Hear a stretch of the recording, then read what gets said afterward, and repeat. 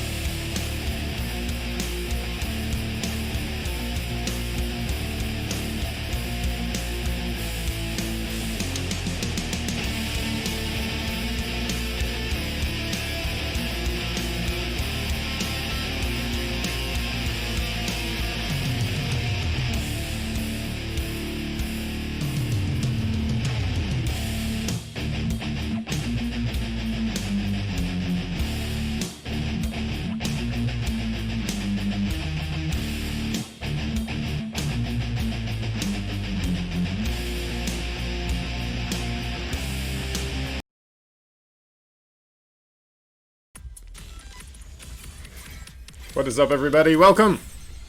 Look at that graphic. Oh my god, that's pretty cool. Can you guys hear this alright? Wish I had these graphics. Whoosh, whoosh.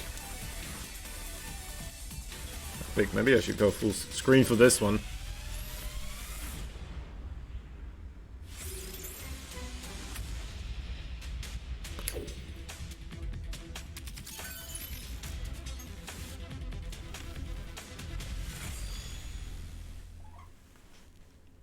Alright. I think... Oh no, it's continuing!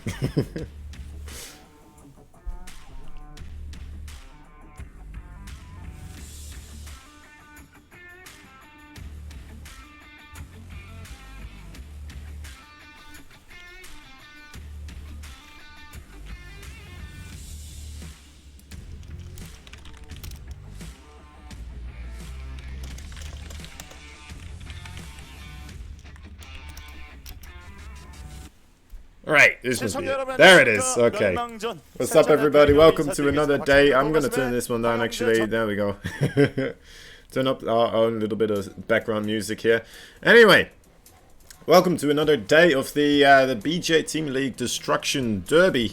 Pretty much. We're gonna be watching two amazing teams clash, first of all, in the best of 5 series, and then two other teams, some amazing players overall throughout the entirety of the day. Them here written down on a little list of all myself.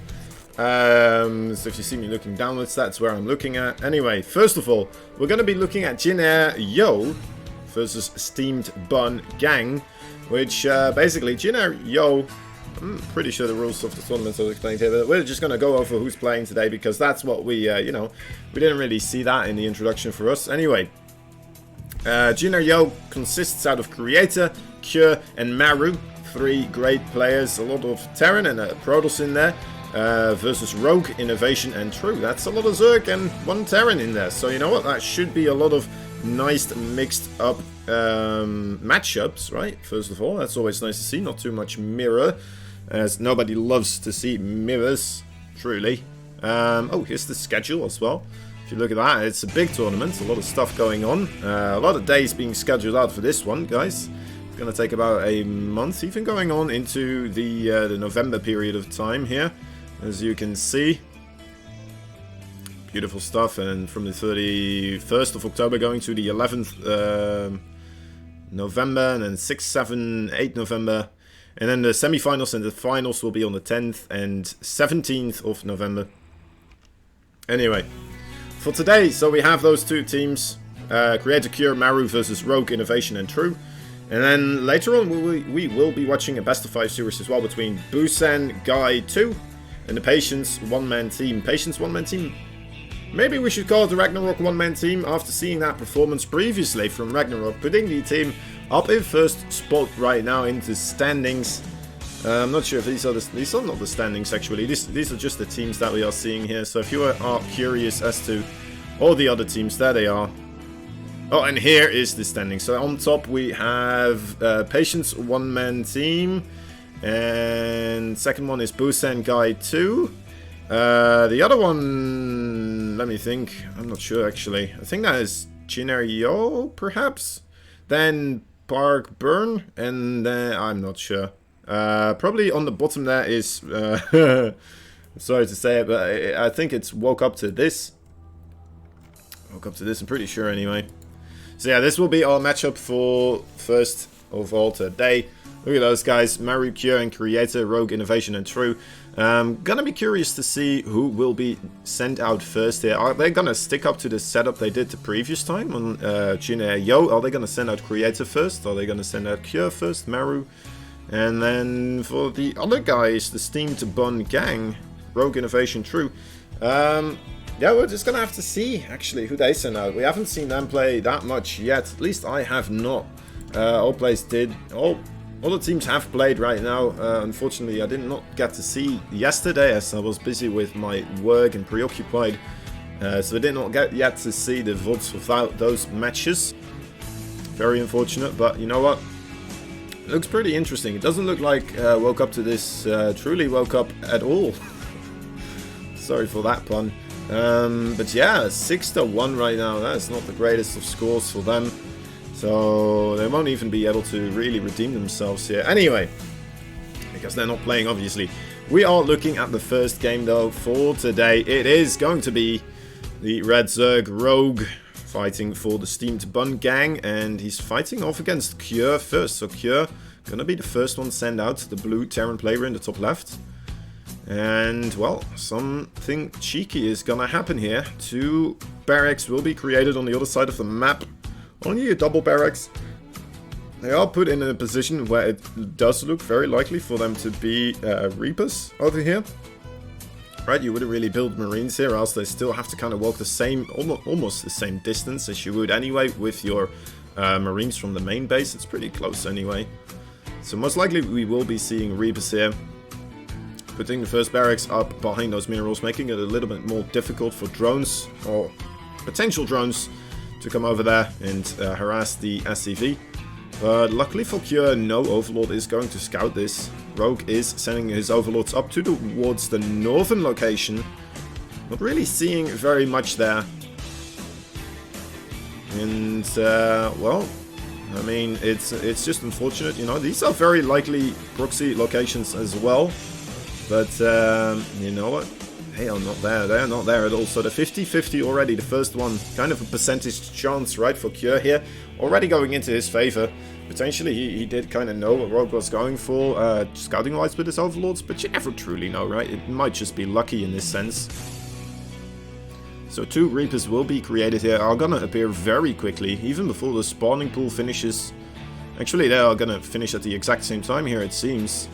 Queens are gonna be started up for Lynx in production too, but the first Reaper already here, gonna allow a lot of harassment to take place. 2 drones already low on HP, 1 already going down actually.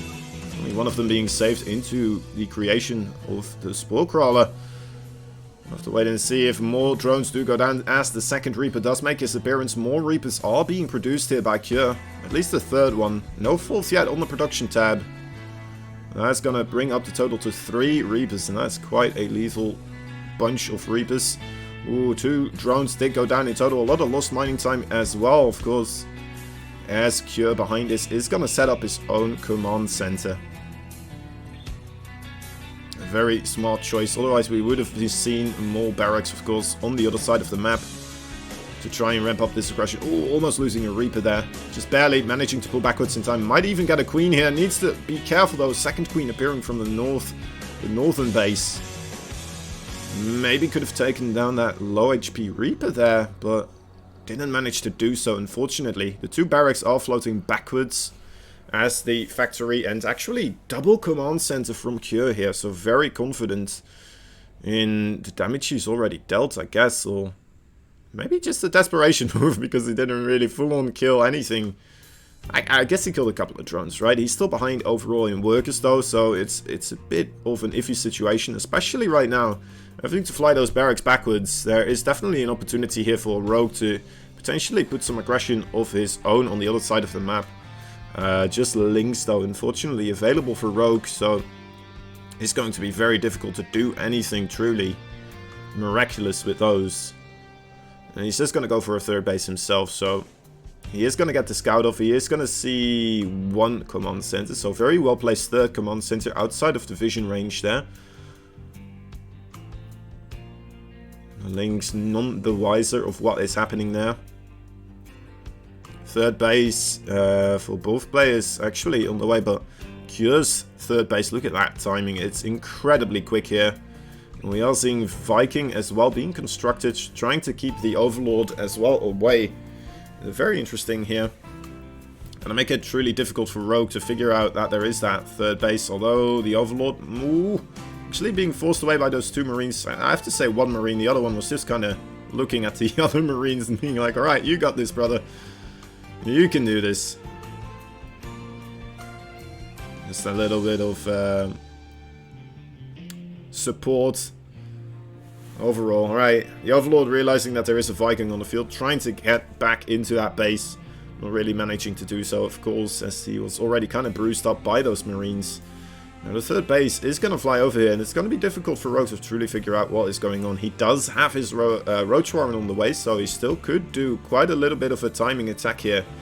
Like, still could take advantage of this third base being constructed, of course. It's going to take a little bit until that third base truly starts paying for itself. It's nice that it's already an orbital, so it will, of course, already start getting a little bit of mule energy, which is going to help out, but overall, still dangerous situation here. And roaches are being created. 10 roaches are on the way.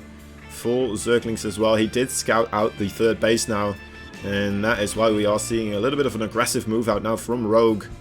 More Ravagers on the production tab, as well as more Lings. More Lings, even more Lings. Alright, here we go. Rogue ramping up the aggression. Deciding that this cannot occur on his watch. I'm not gonna let you go proxy 2 racks into the 3 command center this quickly afterwards.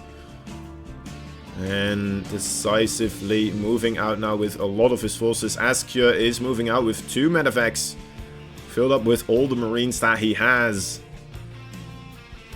And that is the worst time to move out. He does have a siege tank here, but the siege tank under fire immediately by the roaches and the Lynx, actually everything that is Zerg on this side of the map. Cure deciding that he wants to keep going with his drop, not moving backwards. And he's losing a lot at home. The supply depot wall for the second base already has fallen. All the SCVs have to go into the first base. And this is kind of panic management now from Cure, as Cure is in a lot of trouble. He did get scouted out. He is in now fighting off roaches and Ravagers with all his SCVs, as he is trying to get some work done with those Marines on the other side of the map. Marines stimming forward, trying to kill off as many drones as he's losing SCVs in his own base, but I'm not sure if he has enough stuff here to truly do anything. There's more than enough queens to deal with that drop, and he's losing all his production at home. GG is called. First game for Rogue. And that's a beautiful, well-played game there by him. And I have to say, I'm a little bit surprised, actually, by the Steamed Bun gang to already send out Rogue first. The first person to kind of make his appearance here will be Rogue. And let me see, actually, on the standing right now, they are seconds from the bottom. So maybe that's why they are trying to just get a couple of wins on the board very quickly. Sending out Rogue first, most likely he will be getting the weaker opponents, right? Because you normally want to try to keep your, well, at least that's the regular idea. You want to try to keep your strong card, your strongest player on the end there, to kind of keep the reverse all kill a possibility. But yeah, sending out your strongest player first, potentially. Well, I have to say, Innovation's on that team too. Drew is on there too, but still Rogue though. Oh my god, he's an absolute beast. He's not to be trifled with at all. But yeah, I'm a bit surprised actually that the Steamed Bun gang didn't do well yesterday.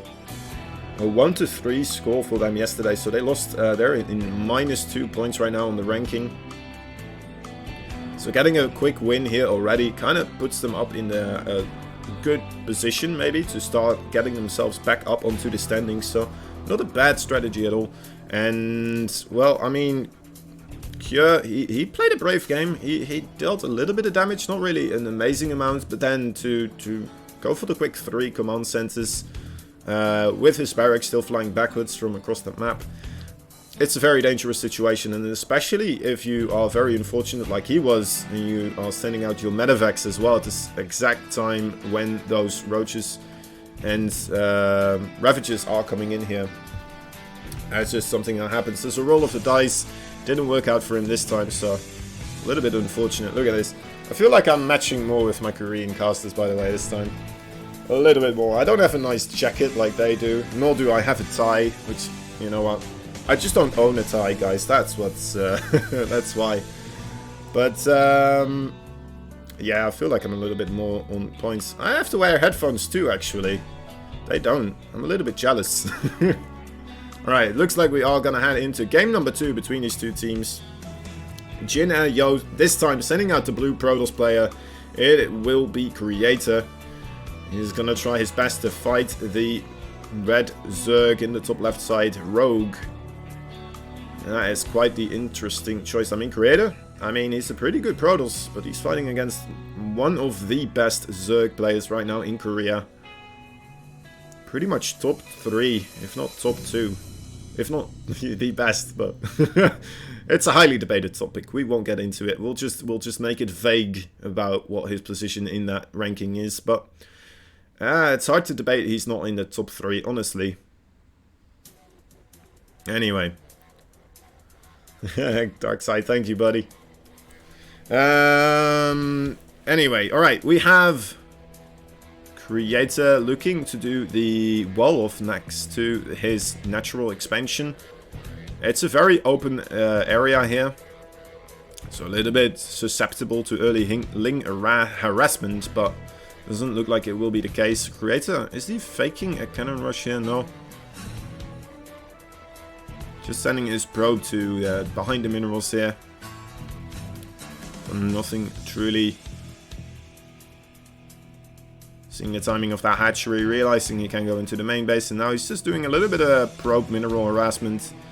Trying to get those little drones off their rhythm, running around. It's a little bit of a thing that you just kind of do. It doesn't do that much, right? It's just like, I don't have anything else to do with this probe, and there's not that much going on at home, so I might as well try to find some sort of benefit of having this probe on this side of the map already, and then still be allowed to scout stuff. Now he does see that there is still guys on the gas. We didn't really get to see if they got pulled off or not. Maybe he's gonna try to come back in to see if Rogue is still mining from that gas over there. That could be some nice intel. Alright, he does see speed being created, and I think he saw that there was only one singular drone now in the gas geyser. So kinda knows that it's most likely for Rogue to start droning out of this position, and nothing too crazy is coming Creator's way. The Overlord on the other side as well, gonna be able to scout out quite nicely what Creator is up to as well. Doesn't see that many gateways here, sees that there is a Nexus expand. So he is fully aware of what's happening, except for, of course, the Stargate in, in the main base of Creator. But these Lings will most likely be able to remedy that situation. One Ling also gonna maybe kill off a probe here. Alright. Pretty sure he saw it, right? He didn't see it. Alright, that is pretty massive. So no idea what is coming out of Creator here. So Rogue not making any spore crawlers just yet, as there is an Oracle in production right now. I mean, that could catch him off guard, honestly. Although, even though the Stargate is such a common opening right now. Alright, so he is actually blindly going to go for a singular spore crawler here. Let's see what location it is. It's in the main base, and there's 2 queens there as well. That should be enough to deal with an Oracle, or at least push it back before it really does a lot of damage. Maybe getting 1 or 2 drones would be the maximum you'd expect in this situation. Even that is already quite difficult to do, as he did fly in and 2 queens were already shooting at him before he even got to that mineral line. There was the Spore Crow there as well, so deciding to fly outwards and try his luck at a different base. He's looking around whether or not there is a 3rd base actually being made, as the 3rd base is in the 9 o'clock location instead of the triangular kind of location to the bottom right side of the main base, which is also a very common place to take your base, but it's a little bit more open there, I suppose. It's easier for your Lynx to run around and get a big surround on a Protoss force here. Oh my, those Lynx are actually going to kill off this Stalker, and a lot of Lynx coming in now. The Oracle has to come back to help out this situation. There's only 4 Lynx, I suppose, left, but they do get a full scout here. And, oh my god, more Lynx actually running in. I didn't see those running across the minimap. That could be quite hurtful here for Creator. Rogue doing absolutely amazing stuff here. Actually, only 4 probes going down. I thought much more would go down than that. Excuse me, guys. More Lynx on the way. I think Rogue actually, maybe he felt like he did enough damage there, so he's already going for the straight up Nidus network and try to just keep trading with his Protoss opponent here. Oh my god, Creator, you cannot leave your door open like this. Why? Oh my dear lord, he's gonna lose the power here off the pylon. That is absolutely devastating. And now he's gonna go for a full wall, but the full wall didn't complete. I don't know why. He moved his probe backwards before that second pylon was created, and more Lynx are rolling in here.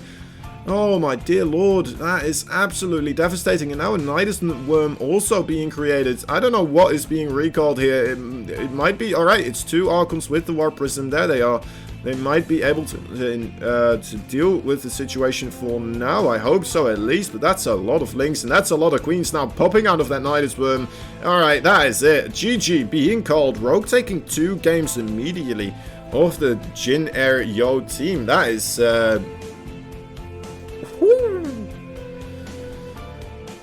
alright. Rogue kicking Creator under the table. Only explanation for this is something classic number 1 is calling out in the chat. Yeah, that was quite hurtful. If only he had put his units in the wall, or if he just, you know, actually created that second pylon there at the wall as well, that would have helped out a lot in that situation. Unfortunately for him, it was just pure panic mode. His Archons and the Warp Prism were too long across the map, not too far away from the base to really help out in the earlier parts of those attacks, and really couldn't do much on the opposite side either. So yeah, that's a quick 2-0 right here for Steamed Bun Gang. And Jin Air Yo has to try to figure something out here. Or at least Meru has to try to figure something out here. It's either going to be an all-kill, or it will be a reverse all-kill. Oh no, wait, it doesn't have to be that way, right? So it has to be in a reverse all-kill if Jin Air Yo still wants to win. Potentially, it could be an all-kill from Rogue. That would be pretty cool. The second all-kill already. Not sure if anything else happens with another all-kill. I don't think so. Maybe it did yesterday. Anyway. We're gonna go into the final game here. Let's see if Meru can turn around the tide. The red tide of Rogue. And we have him right here in the 10 o'clock position. It's the blue Terran player. It's the one, the only, it's Meru. And again, we are seeing our Zerg opponents, just says on day number 1, trying to talk to Meru as much as possible in the early game, I think. I'm not sure what they're talking about. I don't know if we have Potato in chat. Oh, it'd be amazing. Or someone who knows Korean. If you could translate this for us, that would be pretty cool. If not, I understand. You're just chilling here, having a good time. You're on your day off, you're watching some StarCraft. You don't have to do that type of work, of course. Anyway. Drones and the second base being created. I think they're talking about no rush for 20 minutes, maybe? Potentially. I'm not sure if they are, but that would be interesting. Rogue agreeing, but then disagreeing. I don't know exactly what. I have no idea what's happening. Anyway, I don't think Meru knows what's happening either. This is distracting me too much. Okay, Reaper quick expand coming out of Meru here. It's nice to see this little banter going on though, even though we don't know what's it about, but Still nice to see a little bit of friendly chat going on. At least I assume it's friendly. Probably is, right? A lot of these players know each other. And Rogue, of course, also in the Jin Air house, so... most likely they practice a lot together, actually. Thinking about this. I remember now, actually, because they pretty much practiced non-stop, didn't they? For the Maru's game. Previously, when he had to fight off against a couple of Zergs, trying to get into BlizzCon in the Super Tournament. So they pretty much know all their stuffs in and out, and maybe Rogue can take advantage of that situation, or maybe Maru can, who knows. It looks like Maru is kind of sticking to the standard, and kind of Rogue is as well.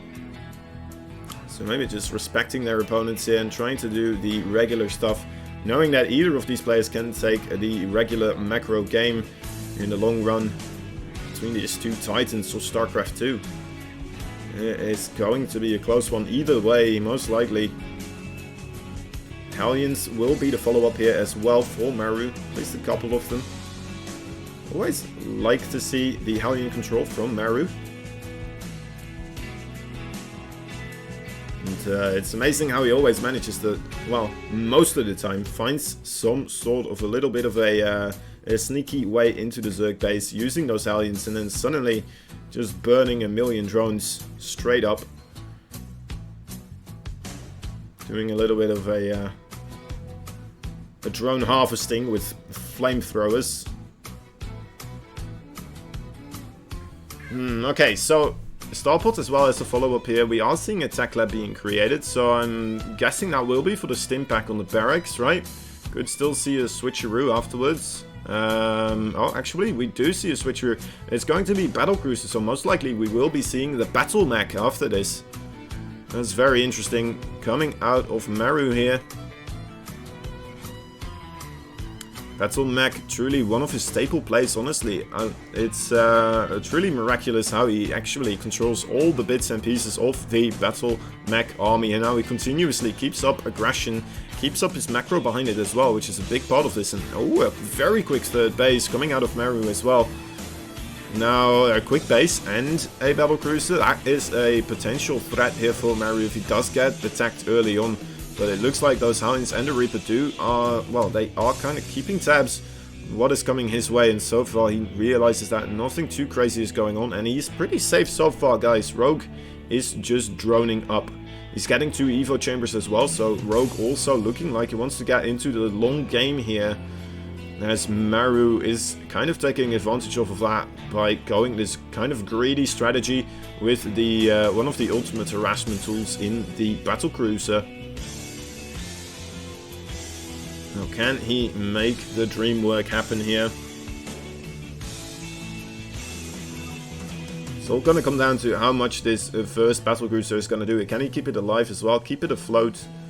The Viking has kind of made sure that nothing truly will scout out what is happening in Maru's base. I wouldn't mind a couple of links trying to run into that the main base, or at least the natural, right? Try to. But it looks like Maru just has enough units right there at the front of his door to keep denying that scouting. Very curious to see if Rogue already saw that third base. He may have already done so, as it is just at the front door, basically. Viking harassment coming in. Can he get a couple of drones? Doesn't look like it. Has to get out of there. A little bit of a pullback, so a little bit of denied mining time. And also pulling away Rogue's attention as the... Oh my god, there's the battlecruiser and the Hellions coming in, and here is the barbecue. Can he make it work? All the links are pretty much already dead. Only Queens remaining here. The Hellions, are they gonna just jump right on top of these drones? They're kind of standing here fighting against Queens. I'm not sure if that's the right call, but I mean, if he kills the Queens, that would pretty much game. But there's enough links now reinforcing the situation. And only 4 workers have been killed there, so not really the damage you would hope as Maru. But then again, Maru does have his own third base behind this, so he's not in a terrible position to start macroing up. And like it didn't mean like, because of that, he didn't have to get the most lethal amount of damage here. He kept his battlecruiser alive as well. His second battlecruiser has jumped up on the field, and he has more than enough to deny these links from running into his natural base as well. actually. Does he? Does he, though? The +1/+1. Doing a little bit of work here. Did he already get +1? I mean, yeah, there he does. Okay, so +2/+2 now on the way. I remember that he got the Evo Series very quickly, but I wasn't sure if he got the +1/+1. Anyway, Spire on the way as well. Combat Shield also wasn't yet done for those Marines. That's why we didn't see a very good trade there for Maru with those Lynx. Normally, you would think that amount of Marines would beat the Lynx, but just because of the upgrade differentiation, or the difference in upgrades, truly, and the missing Combat Shield. Very well spotted there by Rogue, realizing that he can get a more favorable trade there. Okay, another battlecruiser doing the work here, killing off creep tumors. No cancels on those creep tumors either. That's a little bit peculiar, but there must be something else happening as well, that which is taking up Rogue his attention right now. As Maru is setting up a flanking force here with a lot of Marines. The battlecruiser in the main base trying his best to get all the attention of the Queens. And alright, scanning ahead, sees the Mutalisk, so already gonna be able to prepare for this, but that also means that these Marines are not gonna have a good time trying to get out of this situation, so that he decides to just trade as efficiently as he can, and actually still tries to retreat with the Medivacs here, but 2 Marines. Guess he wouldn't have gotten anything anyway. So reasonable decision here. Try his best to preoccupy Rogue, I suppose, for as long as possible. That's a lot of money lost, actually, for Rogue here. So very efficient trading coming out from Maru, actually. Making use of that battlecruiser in a very nice way. You don't see Mutalisk very much often against battlecruisers, actually. Right? Normally you do see Corruptors being the choice from a lot of Zergs to fight off against battlecruisers. But to be fair, Maru hasn't gotten Yamato Cannon and he hasn't kept up his battlecruiser production. So maybe just a very good read here from Rogue, realizing that Maru will not continue into that battlecruiser production and that he will be okay to just trade with Mutalisk here, as they are more versatile in their harassment capabilities and just utilizing them to kill siege tanks or anything else like that. Oh boy, that is a big engagement going on here. The Halberds in the front, the siege tank immediately pretty much going down. There's no more Banelings here. There's still quite a clump of Marines though. Oh, there's not enough Mutalisk now to deal with this, but more Lynx have been created. Also Banelings, there they go, rolling in, getting shot by the tank a little bit there, but Maru has to retreat. Maru though on full base against, well, getting up to the 4 base and Rogue up to the 5 base. Looking like they are still kind of on equal footing here. But Maru not done with his aggression just yet. And with Widowmines as well joining in, actually bringing over the battlecruiser here as well. That's going to be very beneficial for him, preoccupying those Mutalisks pretty much for a really long time. The siege tank did get killed off though. That is one of the big deals here. He needs to get some sort of splash damage in between those Marines, which he can fall back into in either the form of the Widowmines or more siege tanks now. More Widowmines will most likely be the answer. The Thor, also a very good way to kind of force Rogue his Banelings to be microed more efficiently here. And Maru goes for a big drop into the main base. The Thor, every Marine available right here as the battlecruiser goes for another base on the 6 o'clock location. And picks up before too much forces arrives, dropping onto the off-creep location. There's the battlecruiser doing the work that Maru needs him to do. Gonna force all the Mutalisks back to this location as the Marine Ball pushes forwards and only has to fight against Lynx and Banelings right now. The Widowmines are here as well to help out, blowing up a lot of those Banelings just by letting the Banelings blow up on them, I suppose. The battlecruiser, did it teleport out? I don't know for sure, guys. Okay, yeah, it is still available here, being repaired, so it's still in play.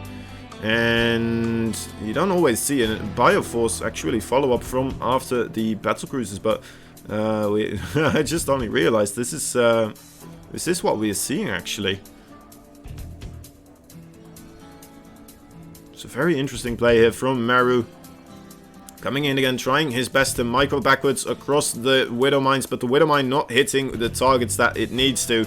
Hitting a singular Zergling that was running forwards there. And, well, that one, I guess, killed a couple of Mutalisks, but Oh boy, okay, the boost is available. All those medevacs are so incredibly damaged. He needs to repair them or something. The battlecruiser again on the 6 o'clock location there, trying his best to kill off drones, and that is pretty much the real damage that is being taken here by Rogue. So the singular battlecruiser continuously flying back and forth, being very well microed here by Meru. Is he going to be able to take out that base? Oh my god, such a quick reaction there. The battlecruiser needs to stay safe as well. That is one of the greater tools right now in the arsenal of Meru, and he manages to take out the base in between all the other bases of Rogue. I have no idea how you should call that base. I guess it was the 4th base. Was it the 5th base? I'm not even sure anymore, guys. Anyway, the battlecruiser is still alive as well. Gonna be able to fly back over to that location. The Widow Mines hitting massively right on top of all the banelings, and the trading right here is starting to roll into the favor of Meru more and more incrementally, and Rogue realizing that after losing that base, not being able to deal with the battlecruiser, he GG's out. And that was pretty cool. That was really cool to see. Meru fighting back against Rogue, and that is gonna put them up 1-2. Meru on the way to doing the all-kill, or reverse all-kill, we should say. But he's not there yet. He still has 2 really strong opponents to go through. Let's see if they send out True first, and then afterwards Innovation. I mean, they can use both of them, right? They don't really have to worry about other opponents following up behind Meru or keeping players behind to try and deal with the players later on. So yeah, all they have to worry about right now is Meru. But then again, Meru still has to go through Innovation and True. So, that's going to be a dangerous situation for him. Kind of scared for the TVT. TVT is a truly kind of a volatile matchup, right? A lot of people like referring to it as a coin flip. I'm not sure if that is just Terrence being salty in a way after losing in the TVT, but I mean, Innovation is TVT is pretty immaculate. It's very strong, and we're going to have to wait and see what happens with that one. Anyway, guys, we're going to see Serral versus Meru Series 2. Yeah, indeed we are. That's going to be pretty epic. Unless if one of them gets sick and calls in sick from BlizzCon. Oh, man. That would be a waste, wouldn't it? We've waited for it for so long. Oh well. The match everyone has been crying about. Terrans are never salty. Who knows? Everyone gets salty playing StarCraft 2, man. Everyone. It's inevitable. It truly is. Anyway, my Korean casters are looking around, trying to figure out what will happen next, and it looks like we are getting started. So, into game number 4 we go, out of this best of 5 series. Meru is going to be fighting off against another Zerg opponent, in the shape of True this time. Can Jin Air Yo make it happen? They still have 2 opponents to wave themselves through. And Steamed Bun Gang, I mean, you might think they are sitting very comfortably, but they are playing against Meru, and they are playing with only 2 people still on the bench. It still feels like it can truly go any way, and True. Alright, buddy, you're doing that. I see. He's going for the spawning pool here on the, I think it was 16th supply. Immediately jumping into a very aggressive build here. And, I mean, it's going to be difficult to truly push backwards Meru here on this front ramp. He must be sending out some sort of other technology as well, right? Unless if he's just trying to kill off the low ground command center. Is Meru... I mean, Meru's not sending out a SCV to scout this with, guys, by the way. So, it's very likely that he will try to put down his command center on the low ground and get that denied by True here. Putting True in quite a nice little bit of a lead scenario. We'll have to wait and see, actually. And there it is, yep, the command center on the low ground. Nothing else coming out of Meru here, nothing being proxied by him either. Playing it safe so far. Circlings, amassing on the other side of the map.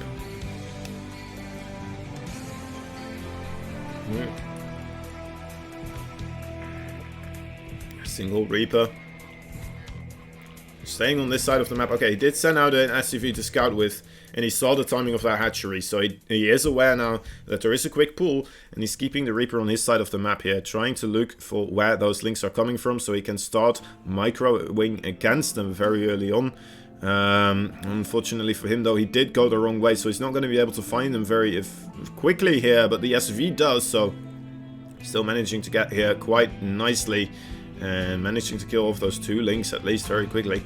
There's no other links yet being produced. Normally, with that quick of a pull, you would see more links coming out. And True, actually, just kind of put himself behind trying to do something like that. Or at least in a less beneficial place where with less drones than you would want to be as a Zerg. Going for the quick hatchery first, of course. But then again, only making the 2 links is a less big of an investment, right? So you still get more drones that way. That was an interesting one. Alright, anyway, again, we are seeing the Hellions coming out for Maru here. Are we going to see the Battlecruiser into bioplay again? That would be very interesting to see that develop a little bit further here by Maru. The low investment into the Battlecruisers, not going for them full on, and so that means he's not going to get punished by spending too much money on the Battlecruisers and then just being hard countered by the Corruptors. And there it is again, the fusion core being thrown down. This time before the tech lab actually has started, so the build order a little bit different here, potentially because of that earlier pull that he changed something up in the earlier parts of this build. So already small deviations is what we are seeing here. Nidus Worm will be the answer though from True, and that means if Maru actually does go for the very quick 3rd base as well once more, that could be very dangerous, and it looks like he will. That's 400 minerals in the bank right now for him. I'm just waiting for him to get that 3rd base started here. He still has all his Hellions in the main base, of course, so it's going to be helpful for him to try and deal with those Nidus Worms. Also, Maru has very good vision in his main base, right? So he has units on patrolling everywhere. And he should not be caught off guard. As long as he keeps an eye out for those Nidus Worms on the minimap, he should be okay. The wall of the natural, though, not yet completed, could still be a potential threat here for Maru. Maru right now, seeing that there's no drones on that 3rd base, deciding to move backwards immediately with his Hellions, and trying to move backwards as he realizes that there is this attack coming in. The Nidus Worm is in production. The 3rd base did get cancelled. SCV is trying to repair the bunker with just a singular Marine in it. Oh boy, Maru's supply blocked as well. That is a devastating time to get supply blocked, and now the Queens are going to be able to wail away at that supply depot using these Zerglings as well. The Hellions coming back just in the nick of time, killing off those Zerglings. The Queens trying their best to cut through the defenses here, but the Battlecruiser arrives. Can the Battlecruiser now, with the help of his SCVs, deal with this attack here? Oh, the Queen's not managing to get the transfuse on the Nidus Worm in the main base for Maru. Just barely blocking off in time again, and oh my god, that supply depot is getting really close. There's no SCVs repairing it. Please don't let that die, Maru. Okay, there we go. Just barely in the nick of time. Coming in again. The Nidus Worm, though, in the main base, still in production, not being dealt with here, except by the bunker, I suppose. Is that going to be created? Oh my god, he needs to take that down before the Queens get in. That could be absolutely devastation. Alright. Oh my god, the transfuse again, not being enough here for True. Only managing to get off 1 transfuse here.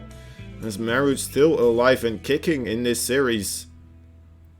Can he hold on though? That is the question here. He needs to stay careful. Spore crawlers have been created as well on this side of the map by True, putting down spore crawlers outside of that Nidus Worm. And alright, Maru managed to keep his wall afloat, managing to stay in this game for now, trying to put his 2nd command center on the 3rd base location and get some sort of mining going on down there as well, since he is of course now on 1 base economy versus, well, I guess 2.5 a little bit, not that much mining going on in that 3rd base of True. Can he do it? Maru, oh, there you go, shooting across the map with those battlecruisers right on top of the main base now. Gonna be able to do a lot of damage on top of that drone line here. No spore crawlers, just 4 Queens right now as well available. Spore crawler trying to be created in the natural base, but the battle cruisers, killing off absolutely everything. And Nidus Worm in the main base for Maru. Does Maru spot it in time? That is the big question here. Of course, it doesn't look there is a reaction here. Maru might be in trouble, right? He is repositioning his forces here now. Oh my god, no, he's not actually. He put the siege tech further away from the Nidus Worm. Maybe that's the thing he wanted to do. I don't even know, guys. I'm not completely sure. Maybe it looked like he just wanted to start cleaning up the spore crawlers. A little bit of an X-Spike there. It's okay. It's just the stream. It's not my stream, luckily, though. Alright, and the queens, they do look like they are gonna get cleaned up, and GG is called. Oh my god, Maru. What an absolute beast. Killing off the Zerg Onslaught once again. Holding off against the Nidus Worm. That was a very dangerous situation there, and I'm not sure if that was something that he should have held, theoretically, but you know what? Nice micro, nice control there. Just barely keeping his supply depots alive, using the repair, and that was absolutely amazing. Maru on an absolute tear right now.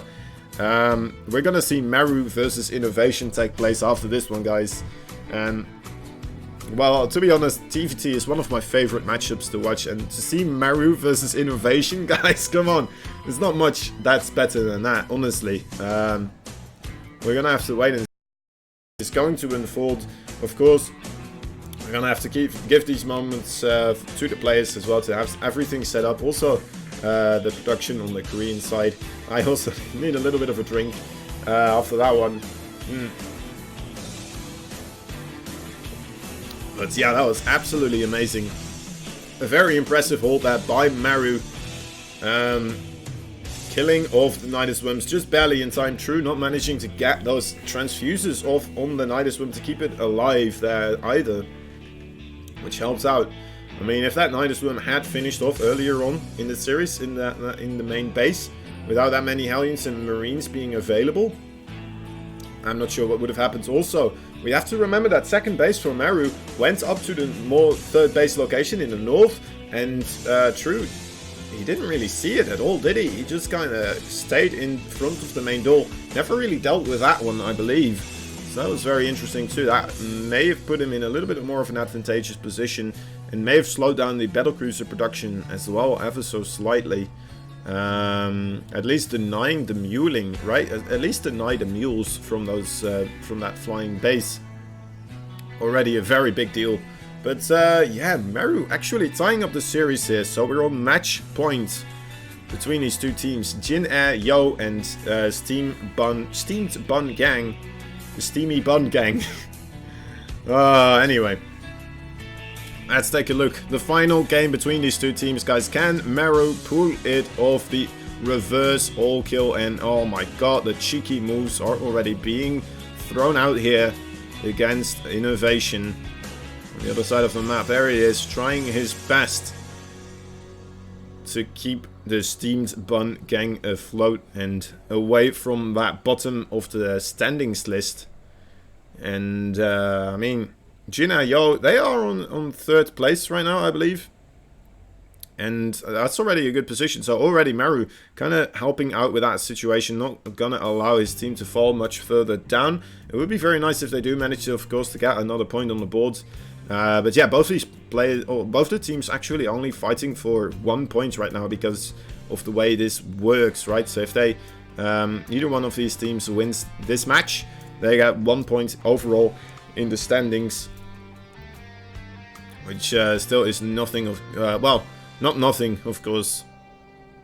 And the other team is going to lose a point as well. They're going to go down 1 point here. So we're going to have to wait and see what happens exactly.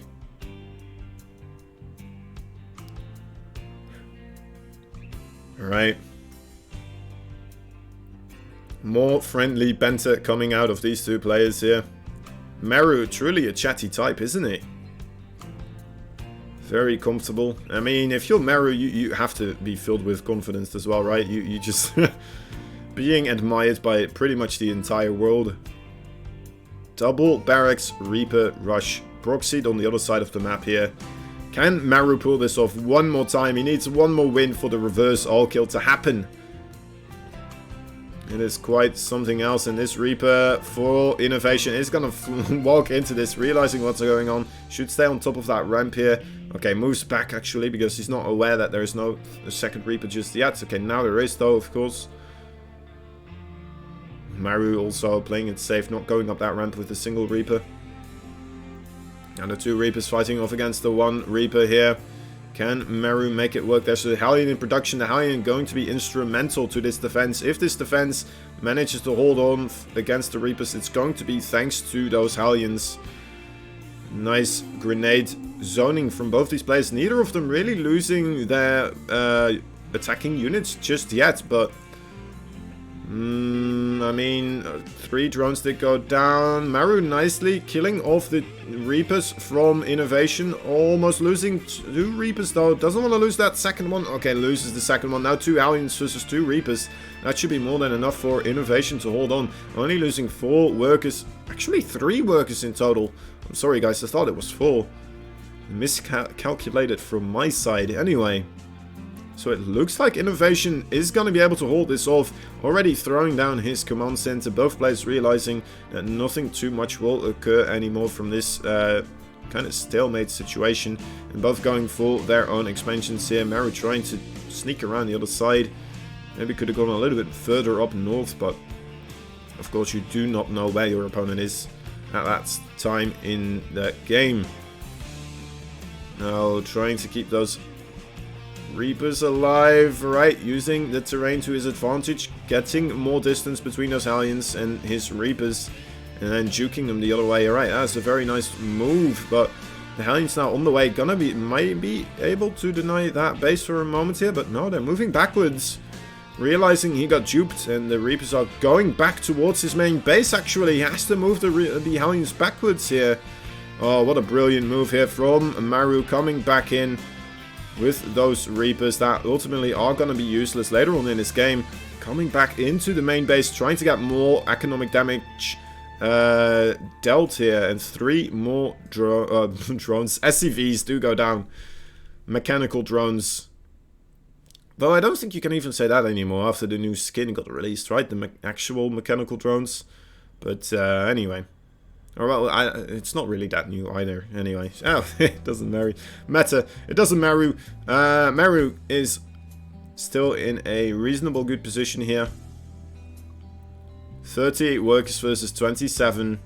They're tied up on bases, and Maru actually gonna go for a 3rd base here. Wow, that is a very greedy 3rd base. Having 2 Cyclones available, getting his Raven and also Siege Tanks out now. Looking like he is in a stellar point right now. After a rush that did get scouted and almost got held off completely there. Very well done by Maru indeed. He's behind on army supply overall, right? But there's not really that much of a force for Innovation to move out with. Or at least if he does, he most likely will be running into a force that is pretty much similar in size. As soon as he reaches the other side of the map. A little bit of a pause here, guys. I'm not sure what is going on, obviously, because there is a lot of Korean symbols. I think there might have been a little bit of lag.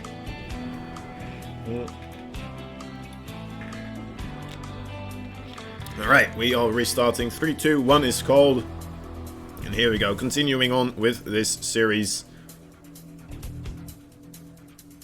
Both players just kind of setting up defensively. Getting out all the tools they need to thwart any sort of early on attack. Consisting out of any sort of Hellions, Cyclones, drops, whatever, truly. The Raven and the Siege Tank are pretty much a fix-all unit at this stage of the game. Especially with a couple of Cyclones there mixed in as well. And first of all, we are seeing Stim being created here from Innovation, and 2 engineering base also coming out of Maru. So both players will be, alright, also 2 barracks, I suppose. So both players will be going for that bio siege tank play. And Innovation also getting his 3rd base. Actually not that far away removed from Maru, but still, yeah, I mean, that's still quite a difference, right? That's still going to be a 1 or 2 mules difference in energy. gonna be saved up here by Maru. A couple of SCVs also gonna be extra be created here. And oh my dear lord, what is this move out from Maru? It might just be to clean up the scouting force here for innovation.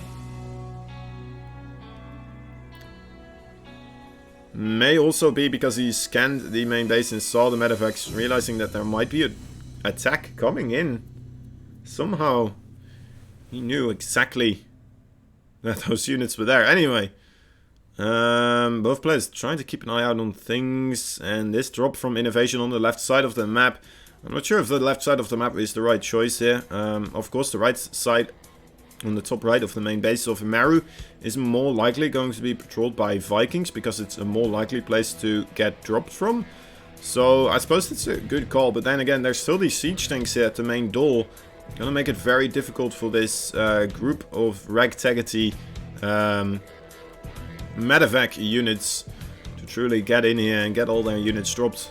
He's gonna need a lot of interference matrices to make a safe drop in that situation.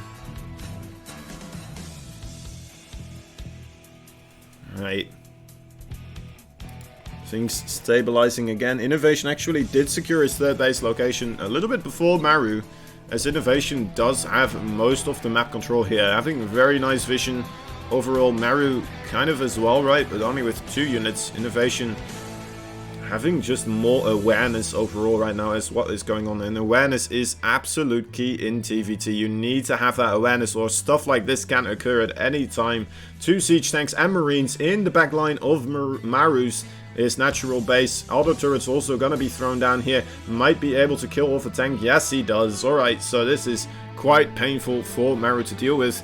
And a good interference matrices do come down. But you know what? That was already quite a bit of damage. 3 SCVs and a whole bunch of lost mining time. The SCVs for Maru in the main base also now being forced to fight against those remaining marines.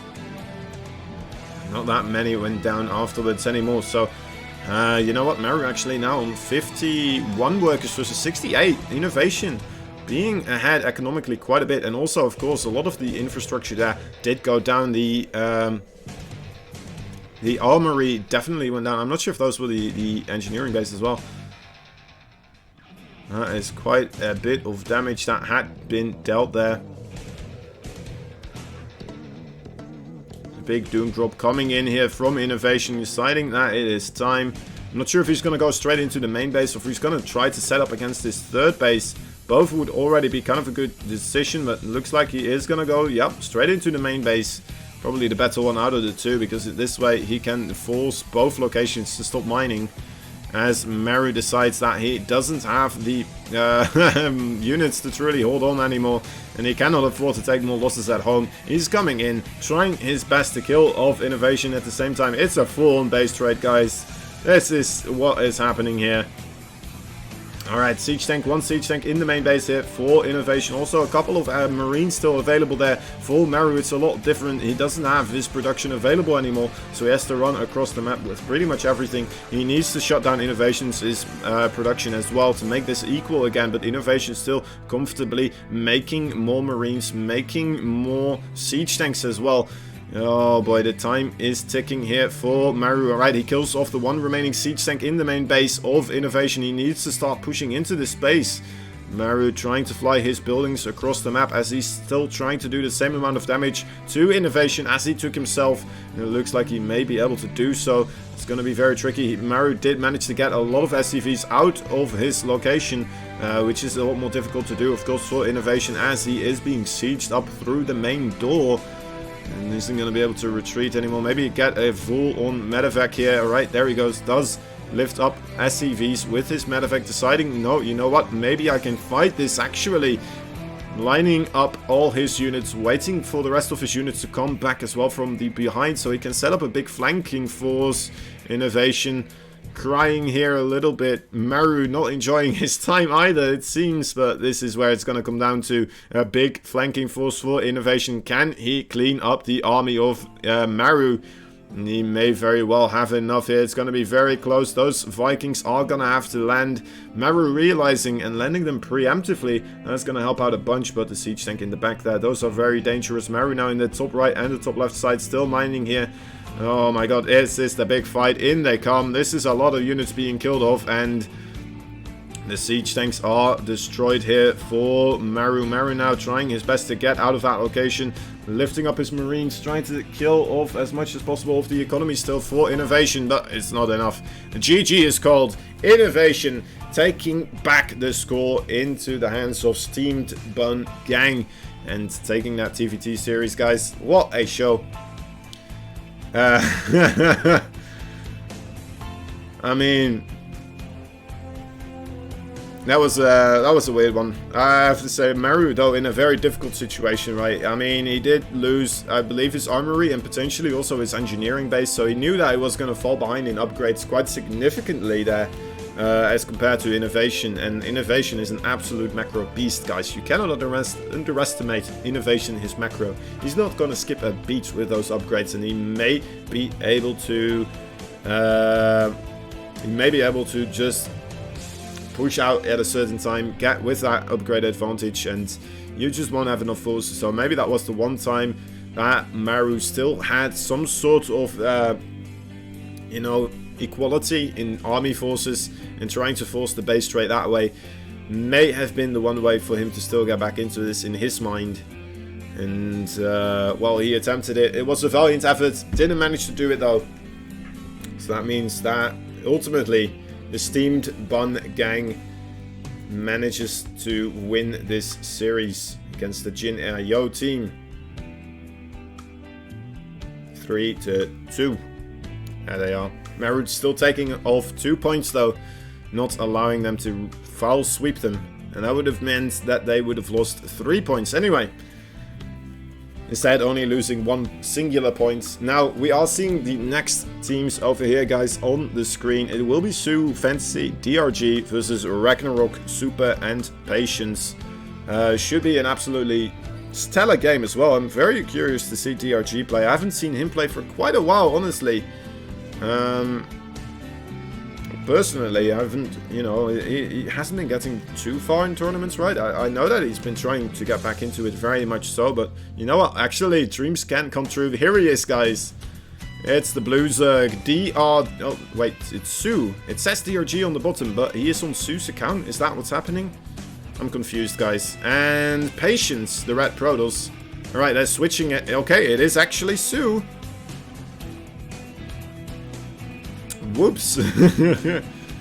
Alright. Looks like we have things fixed up and ready to go. Su will be the first person to start playing here.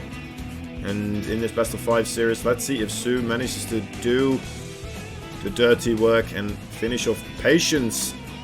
With, well, pretty much the name of this team for the Patience one-man team, obviously. Maybe they decided Ragnarok will be their ace card from now on. After seeing that previous performance. This is quite a cool skin, actually. I didn't realize, but those drones, they have little saw blades on their as hands or tusks. I'm not sure if those are tusks or hands or whatever.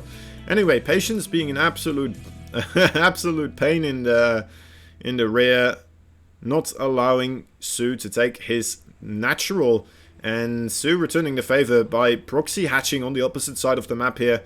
As Patience is trying to get a full wall, well, a wall off here to not allow anything through, but unfortunately for him, there's already a unit producing structure that did get through.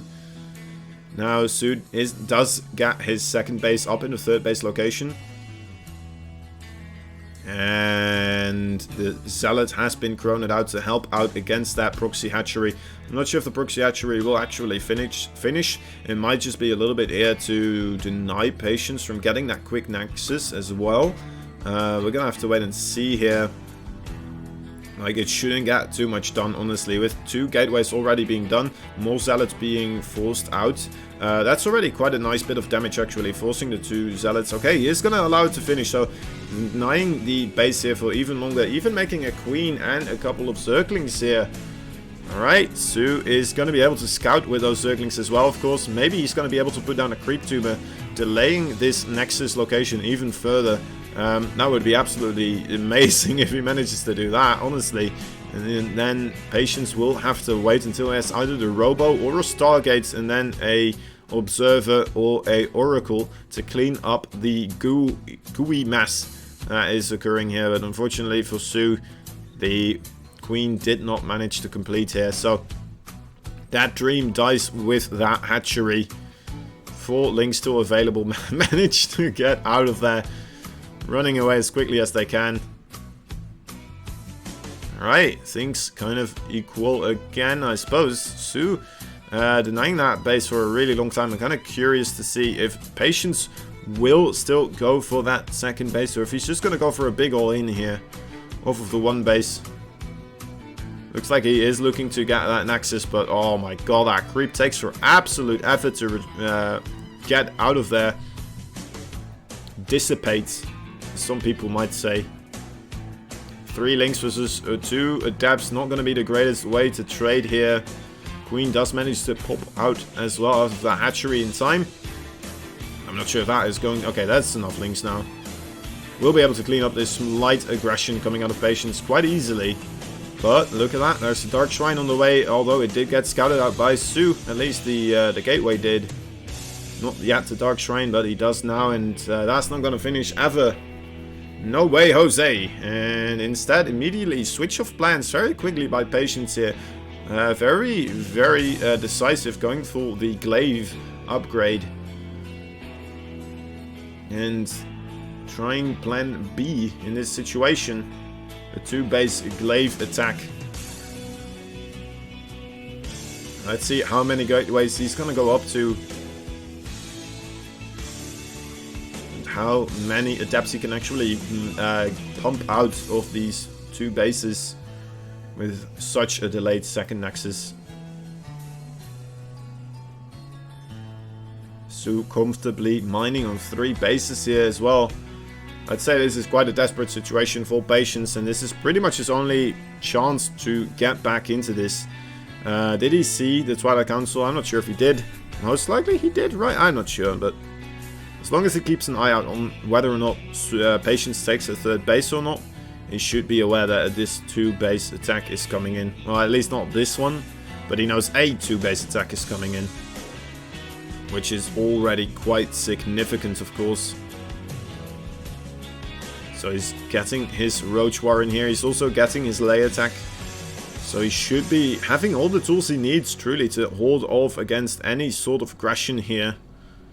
But maybe he still lets a couple of little tiny mistakes come through in his play. And allow a little bit of a breach for Patience to still make a play. The 2 adepts are still doing a little bit of damage here as well. 3 drones did go down. Deciding if I was gonna call drones probes or not.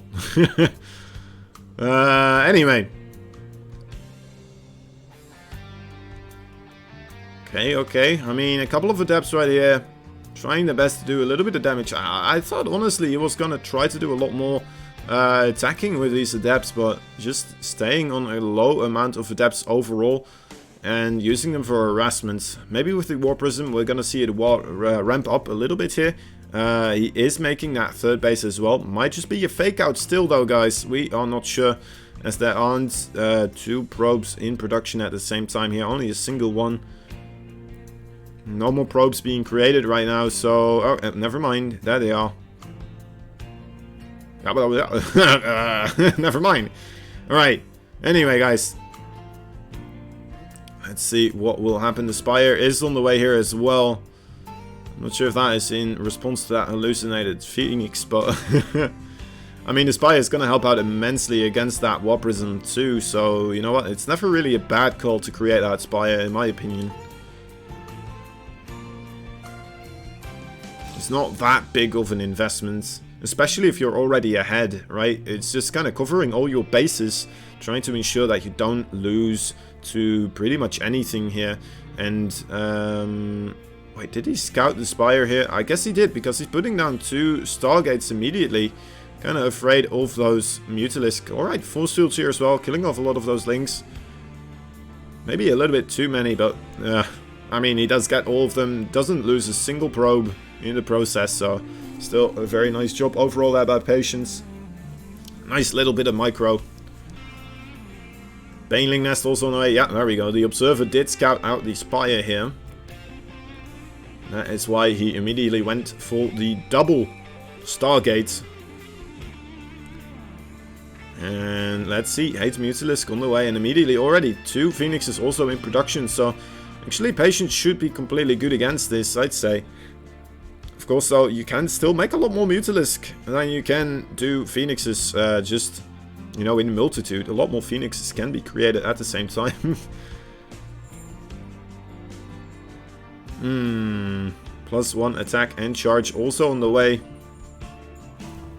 I'm not really seeing Patience's game plan here exactly. It looks like he's just trying to respond to what he's seeing from Su. Alright, the High Templar Archives is on the way. So maybe we are gonna see some Zealots and Archons come into the field and some sort of attack from there, but I'm not sure if you can take this into the long game. I've been expecting some sort of attack coming out of Patience for a while here, but Patience showing a lot of patience. No pun intended, but I mean, this is really good. This is really good, right? Already immediately jumping on the opportunity here and shutting this down so incredibly nicely. 4 Phoenixes killing off pretty much all of the Mutalisk. And Su immediately going up towards the Corruptors instead. Realizing not really anything can be done with those Mutalisk. After seeing that number of Phoenixes already on the field. But maybe you can get something done with the massive amount of Zerglings and Roaches now. After that investment in the Phoenixes. It's kind of just the benefit of getting ahead in the early game. You're gonna be able to switch around a little bit easier with your technologies and still be okay on multiple fronts that way if you lose one of those technology fights. Initially, at least. Of course, he cannot afford too many of those losses, or else the entire advantage that he once had is gonna go to waste. Alright, Storm is about to be done as well. It's going to be very strong against the army composition of Su, which is going to be a lot of Banelings here, combined with a lot of Lings as well. A lot of Lings actually. +2 attack coming in for both of these players too. Melee for the Zerglings. It's definitely Su wanting to go for that Muta Baneling style here, it seems. Also going for the Hive Tech already. Did he already get his upgrade for the Infestors? I don't think he did, so I'm still a little bit curious to see whether or not we're going to see Brute Lords or Ultralisk later on, but maybe we're not going to see anything because a lot of Lings are coming in and the High Templar are getting low on health as well. I'm not sure if Patience has enough to truly hold on here, but Su moving backwards, playing it safe, doesn't want to overcommit here. I mean, he can do whatever he wants. The ball is on his side of the field, right? He can do with the ball and he can make the plays right now. Patience kind of just has to hold on and try to get to some sort of a maxed out supply army here that can fight off against the Zerg army. He's trying to get the Mothership Core out as well. Mothership Core, a little bit of a controversial unit, and not a lot of people like it that much because sometimes, you know, if there's just one harpoon from a Viper, they can just immediately get killed off by those Corruptors as well. In come the Banelings again, though. Look at that amount of damage. A lot of gateways going down. A lot of probes, too. The Immortals are not...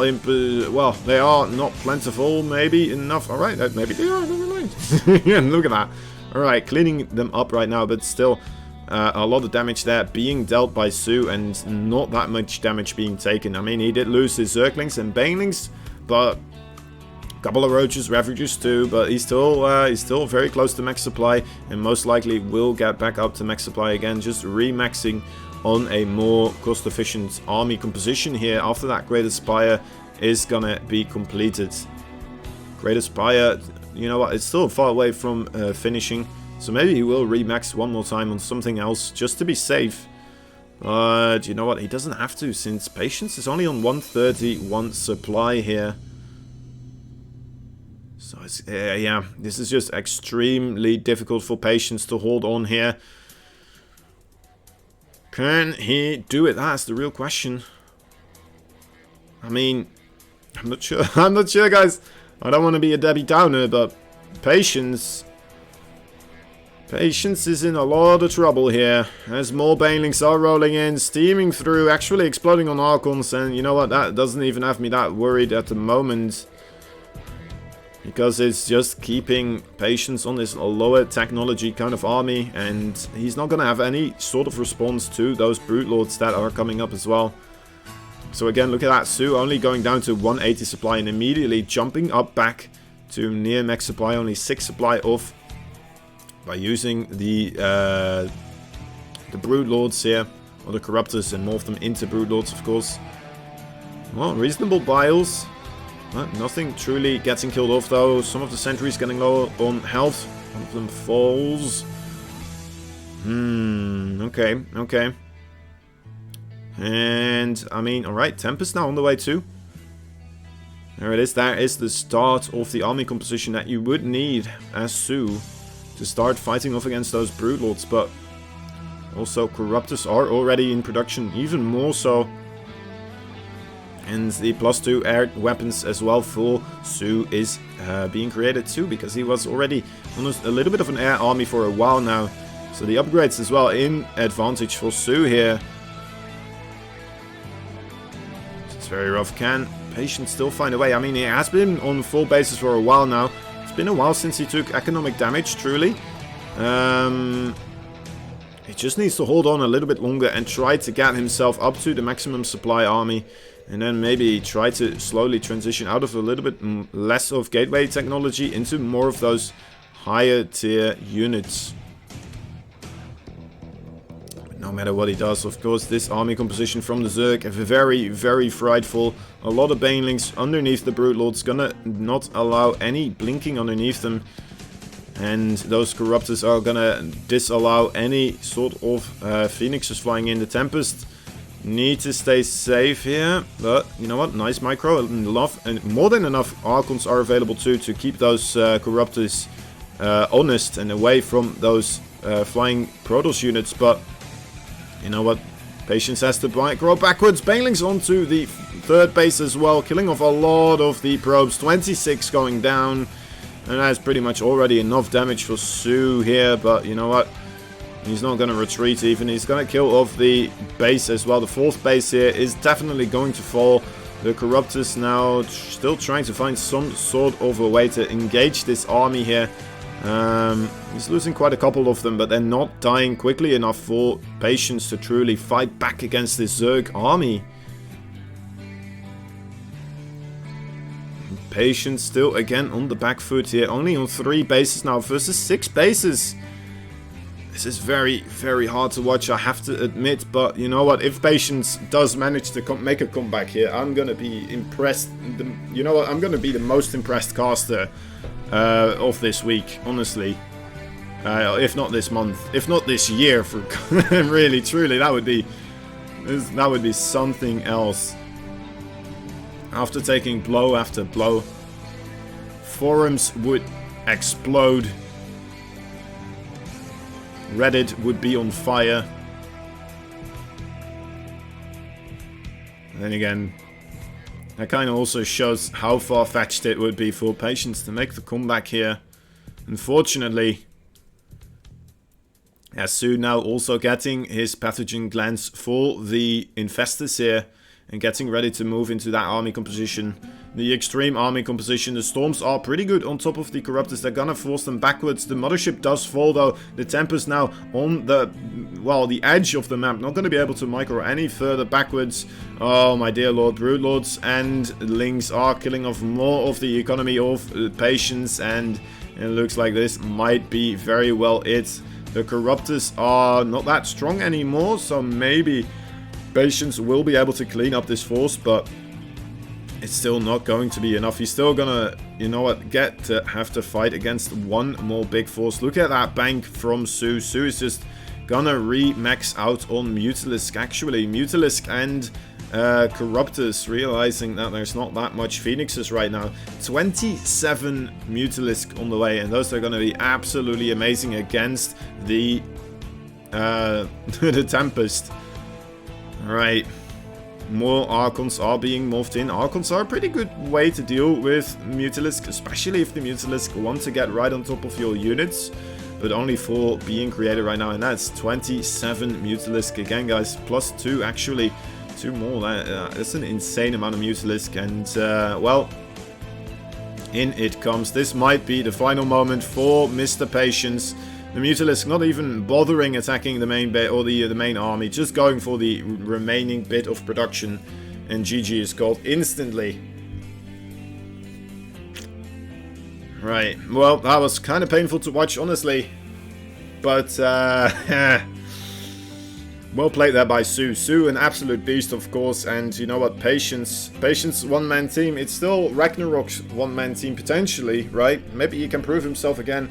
We're gonna have to see how they fix the other situation here. I mean, they're gonna have to go through Su, then they're gonna have to go through either Fantasy or DRG as well, right? So they have to play their cards correctly and try to come up with the best way to solve this situation.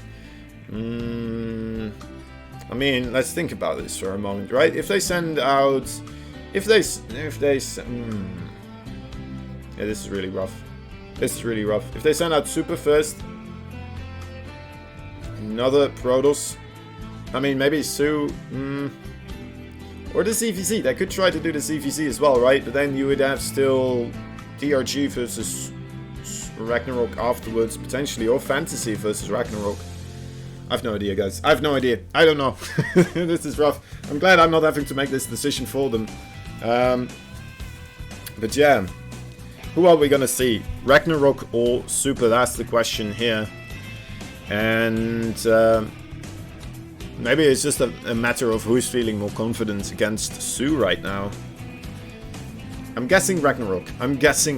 Just try to get that victory in the ZVC matchup. It's a very volatile matchup, and the ZVP just overall, I'm not sure if it is a truly advantage for Protoss.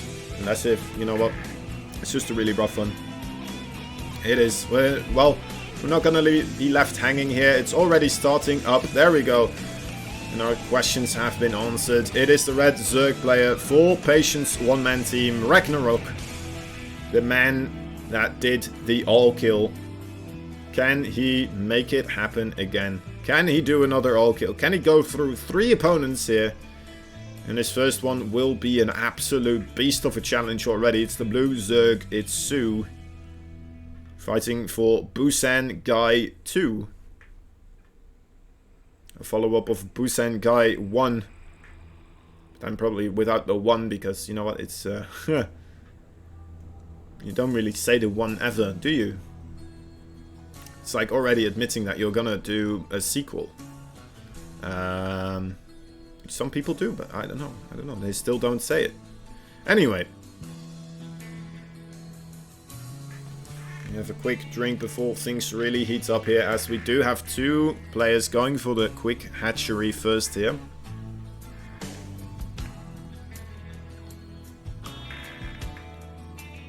Pretty much mirrored build orders so far.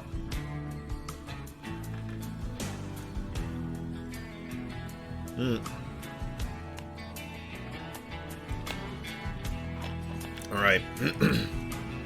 Stay hydrated, kids.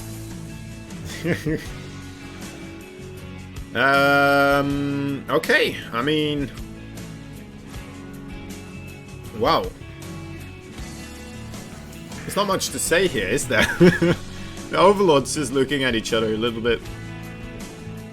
I always wonder if they say something to each other. Like 2 players trying to, you know, at the start of the game saying stuff to each other. Can 2 different Zerg races even truly communicate with one another? I mean, they're hive minds, right? So, overall, you would have an entire Zerg hive communicating with another Zerg hive if those 2 Overlords were talking to one another. Which would be, you know what, kind of like one of those Twitch feeds that just has too much chatter going on, is how I think it would happen. But maybe that's just wrong. Maybe it would just be a single person versus a single person talking. Who knows? Who knows? Anyway, still completely mirrored. Wow, I'm just waiting to see one of them Being a little bit original here. I suppose Ragnarok is being original by sending his links across instead of keeping them on his side of the map. Even the Overlord positions here, look at that. It's like watching the same person play against himself. Would that even be possible? That would be pretty cool, actually, if you could play against yourself in some way. Huh. Just like you control one side of the units and then the other side does the exact mirrored thing. Because the maps, they are mirrored as well, right? So maybe that would be possible, but then I don't know if you could ever win. Ever. Alright, anyway. That's a lot of links coming out of Ragnarok, actually. They are being scattered by Su as well. Su does have his Baneling Nest on the way, so he's going to be able to morph some Banelings here in time. As Ragnarok is trying to do the same thing, building some Banelings on the other side of the map. He's going straight into that third base, so the third base will actually... Oh boy, that is going to be close. The Baneling's not yet done here. Moving across, I'm not sure if they're going to be in time. That hatchery is looking very, very meek and meager right now. All Banelings do manage to get connections. The Banelings rolling through might be able to kill off a couple of Zerglings, allowing these Zerglings. Yes, they can actually get that hatchery. That's a nice start for Ragnarok. Proving to be the all-kill beast that he is already. Alright, it's a very solid start, but then again, of course, after you killing a hatchery, that is going to mean that the opponent is going to try to ramp up the aggression himself as well. The Banelings are not going to find a lot of connections here just yet on top of these Zerglings. The Zerglings being microed around very nicely. More Zerglings for Ragnarok showing up though. Needs to be careful of that Baneling. Oh my god, that was very close. Just barely in the nick of time pulling backwards. Another Baneling rolling in and killing off a lot of the links of Ragnarok here though. A surprise. Surprise! Baneling. Coming through. Alright. Suna's just sticking on the 2 base actually. Going up to lay attack. Not a bad call. Not a bad call indeed. Doesn't want to start just playing the continuous game and just play it from a point where he is behind overall. So he's gonna try to mix things up and he's gonna go into the technology switch into Mutalisk here. Mutalisk, a very nice call from Su overall. It's gonna help out, of course, against those, well, the links and the Banelings, first of all. But you know what, it's still quite dangerous to have the Mutalisk against the Roaches. Roaches, I mean, they don't shoot upwards, of course, but they do have a lot of armor and they do take quite a beating from Mutalisk. So you need to have your Mutalisk continuously on top of Roaches if there is a big Roach attack coming in, or else you're just going to take too much damage before your Mutalisk actually clean everything up here. A nice concave here from Su, trading out as efficiently as he can probably against those links. Trying to get every little bit of advantage that he can against Ragnarok now, but Ragnarok still, of course, with that third base sitting ever so comfortably. Soon now, only now going back up to his third base again. Is this going to get Ragnarok back into gear again? Is he going to try to move out once more using those Roaches? More links. We are just seeing more drones being created. Actually, a Spire now being created by Ragnarok as well. I'm not sure if he actually saw the Spire, but I mean, if he did, it's an interesting thing to do, going Spire versus Spire here. Alright, Roaches now marching across. Gonna try to find that denial on the third base again, I suppose. But no, actually, it looks like they want to go straight for the natural here. And now running into those Mutalisk. This might cause him to run downwards to that third base. Actually, no, he's just going to continue moving inwards. And this is what you have to be afraid of as a Zerg player when you do go to Mutalisk. Those Roaches, they take for absolute effort for those Mutalisks to get cleaned up. And now you're going to lose so many workers here. 3 workers going down. Actually, he's getting close. 5 workers. That is still, though, not a nice amount of units, but not as many as I thought might happen. Those Spine Crawlers only now finishing up, actually. Popping out of the ground like, oh, did we miss something, guys? Did we oh, well, anyway. Late to the party. As ever. Anyway, probably for the best. They would have just made it a sausage fest anyway. Mutalisk now plentiful in number, might be able to do a little bit of counter-aggression here, but 11 Mutalisk full. Ragnarok also, of course, with that third base economy, going to be able to stabilize here quite nicely. Spore Crawlers, plentiful, but still a little bit of damage here being found by Su, realizing that his opponent now also has the Mutalisk, moving backwards. It's going to be very difficult for these players to figure out who has more Mutalisk and who doesn't, and then, you know, decide whether you want to have that fight or not. And normally, whoever takes the fight above Spore Crawlers will, you know, as long as it's their Spore Crawlers, will win that fight. But yeah, you don't always, you don't really see that ever, people taking fights above Spore Crawlers, because that is kind of suicidal. Nice move around with Lynx here from Su into the main base of Ragnarok, killing off a couple of workers as Su is trying his best to keep the gas count of Ragnarok as low as possible, so he can actually get that air dominance. Now, I wouldn't be opposed for one of these players to start throwing down the infestation pit and get some infestors, potentially. Infestors, the arch nemesis of the Mutalisk, of course, not as good as they used to be when they were just clumped up and then immediately couldn't go anywhere anymore at all, just completely immobilized. It's still pretty good, especially in a Muta versus Muta ball. If one of them has fungal and the other one doesn't, pretty much all the time the guy with the fungal wins that fight because it does so much damage. And then as well, of course, it allows you to go up towards that Hive Technology. Hive Technology, getting a couple of Vipers, getting yourself the Parasitic Bomb. Oh my god, that's going to do a lot of damage. Well, you have to be really on top of splitting up your Mutalisk. And that's going to be very difficult because they do clump up like no other air units, truly. Maybe Phoenixes. But still, okay, trying his best. Su here still being the aggressor, having been for quite a while actually. I think he kind of equalized the score overall. Look at that, army supplies ahead now, one worker ahead as well, managing to stay ahead as well in Mutalisk count. Well, it's kind of equalized, so oh boy, he just needs to be careful not to take a bad trade, and I think he may very well put himself into a position to take this game here, guys. And for anyone who wanted to see fantasy play or DRG, I'm not sure if they are having, you know what, the start of the game here that you were hoping for, or at least a part of the game you were hoping for. I don't know. Anyway, that's a lot of damage being taken here. Ragnarok is falling behind more and more so against his opponent Su. Su truly showing why he is considered as one of the top Zergs in the Korean scene, and this is where his Mutalisk are jumping right on top of the Mutalisk flock of Ragnarok, and Ragnarok looking like he is gonna lose this engagement. Of course, it's hard to see for him, and GG is called. Wow, okay, I mean, alright. I wasn't expecting that one, honestly. All of a sudden, I saw Su just getting more and more ahead, or at least equalizing, and then suddenly jumping forward ahead in overall supply, overall worker counts, equalizing pretty much everything. Very nice harassment, honestly. Keeping the gas income very low for Ragnarok there, and a very nice comeback after losing his first hatchery. Well, his third hatchery, I have to say. And then not managing to do very much on the other side for quite a while. Just, you know, overall, which seems like smaller amounts of damage, but still doing enough that it added up over the long haul.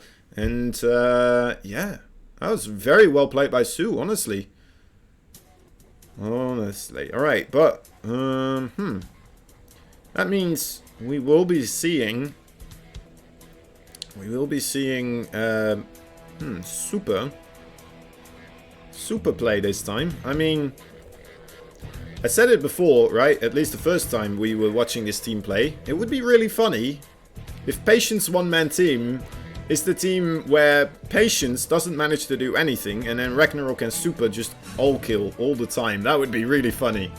If that happens, I'm gonna change profession and become a farseer or like a sightseer, a future teller or something like that. I'm gonna get myself a glass ball and then just a glass ball and then just, you know what, predict people their future.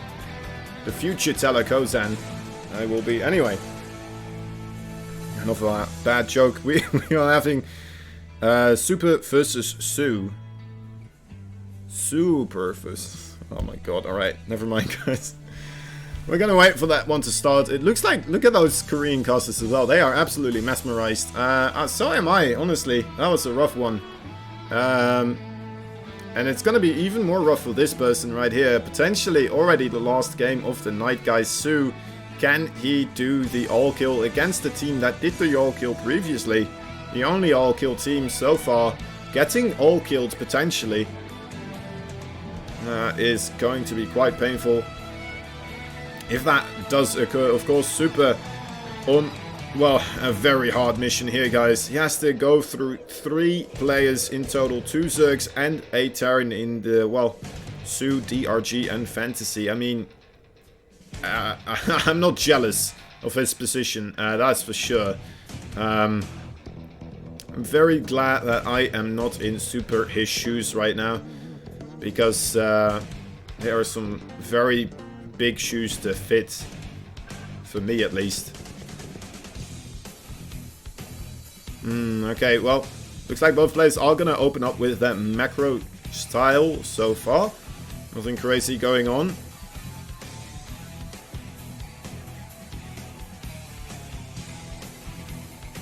Nothing crazy going on, except for a little, you know what, they actually send down 3 probes. Trying to keep that drone away from blocking his main base, or, well, natural base. And a gas steal coming out of Sue here. I'm not sure if he's going to cancel that. Is it going to be one of those infinite gas steals where he just keeps cancelling and recreating the gas geyser? I haven't seen one of those for a while now. Or is he just going to let this finish? Looks like he let it finish, alright. Fair enough. So he's going to force Super into a low gas kind of opening here. And maybe make it more difficult for him to go into something like a DT drop or something else. Of course, this is throwing you off quite a bit as Super. He did immediately throw down a simulator on his other base. Trying to mitigate the amount of gas lost here overall. And keep on top of his build order overall quite nicely. But you know what? Robotics facility being thrown down before the gateway. We are most likely going to see that Archon drop, I would imagine. I would imagine so anyway. No Twilight Council yet though. Just the robotics facility so far. Come on, Super. Come on, Super. Make me look smart.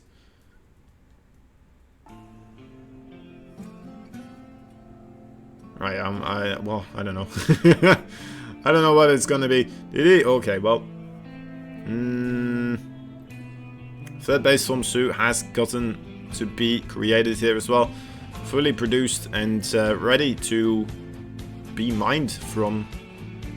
Nice and early as well. Super just slightly ahead with his workers still. And a forge actually being thrown down here with the War Prism, so no real anything going on. So most likely will be a timing attack, I would imagine, off of the 2 base.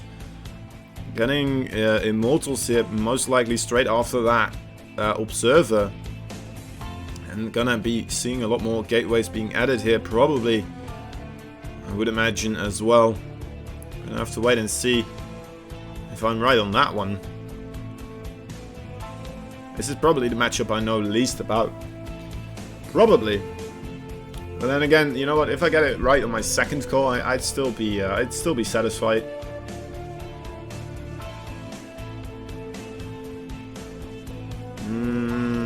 I think one of these timing attacks is a really good call from Super, right? I think this is the way you want to start fighting against Su. Su is just an absolute beast of an opponent. You do have a best of 1 against this guy, so you know what? One of these strategies... Oh my god, the Ling got in. The Ling got in, guys. Oh my god. He sees everything. He sees the gateways. He sees the forge. He sees just the robo. That's absolutely devastating. Su now realizing what his task will be. And... defend against this immortal drop. Singular immortal drop, I suppose. I'm not even sure anymore if Super is going to go for a 2-base attack. He did throw down his 3rd Nexus.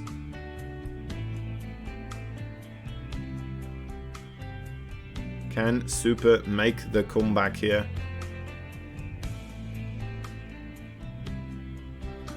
He has a lot to do. A lot of work to do, and it may still turn around, but... I don't know. Su has all the information that he needs. He has all the units that he needs. He's already comfortably sitting on 3 bases too. Getting his Spire as well. Getting ready for some sort of answer against that War Prism. And this time we are not seeing any sort of Stargates being created here to help counteract that against that Spire. So yeah, Super truly on a timing here. Right, there it is. Sentries coming through. 2 Immortals as well. +1 is about to finish. This is his moment. If he does want to do some sort of a timing push, this is going to be it. His 3rd base behind is also ready, so it's not as all in as it could have been. And again, that may have given it away more so towards Su, for Su. Oh, this is very difficult actually to push through that slow zone here. The green gobbledygook. The green gobbledygook of death. And Super just gonna retreat for now, it seems. Just cleaning up some creep, putting on the pressure, forcing out units from Su. And I guess that one did work, right? So Su now seeing this 3rd base as well, killing off a couple of probes.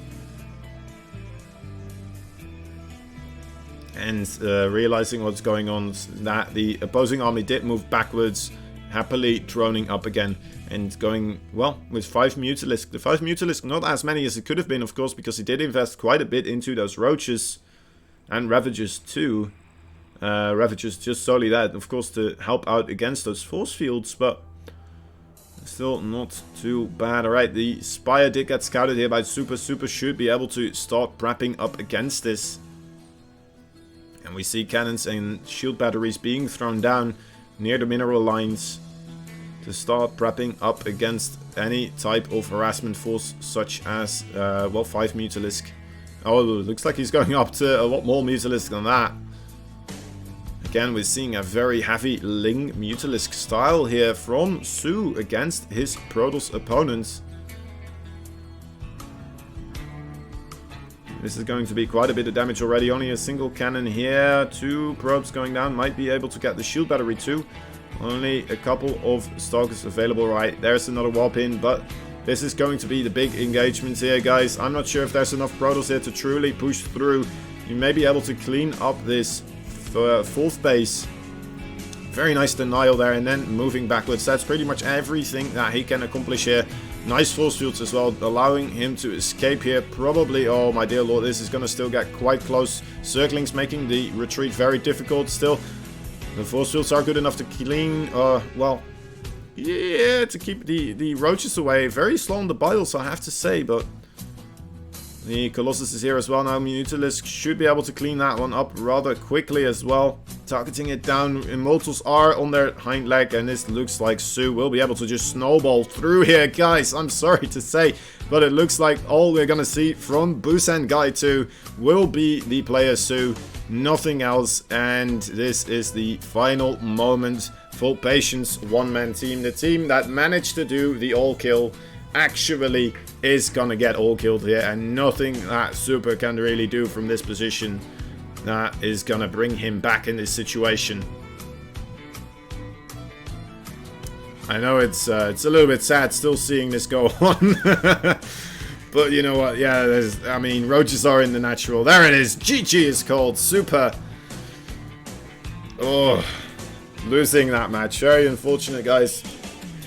I was really hoping for Super to do the reverse all kill. Honestly, that would have been so funny for a Patience one-man team to have Patience be the worst player so far. But anyway, well played there by Su. An absolute stellar performance, showing some amazing strategies against his Protoss opponents, going for the Mutalisk Zerglings this time, and you know what, you can only commend him for those beautiful plays. Honestly, very, very well played by him. I'm thoroughly impressed by Su. I'm not sure what happened to him previously, because Buzen Guy 2... Oh wait, no, yeah, they actually are second on the ranking right now, so that means... they're probably going to take first place now, right? I mean, they got 3 points for this one, that brings them up to 5 points. Patience one-man team is going to go down to 0 again, guys. They were first in the standings because they had the 3 points from the all-kill. Now they're going to lose 3 points, so that's quite devastating, honestly. But yeah, Buzen Guy 2, a very, very strong team, it seems so far.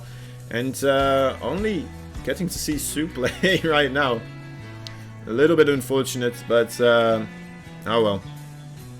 Anyway, it's kind of weird how people can perform totally different in team leagues than in 1v1. Yeah, I mean, yeah, it's weird sometimes, you know. Sometimes people, they get a lot better when they realize that a team is, you know, depending on them. There's other people trying to, you know, cheer for them, and some sort of team sense. It's pretty cool to see, honestly, guys, these sort of team games.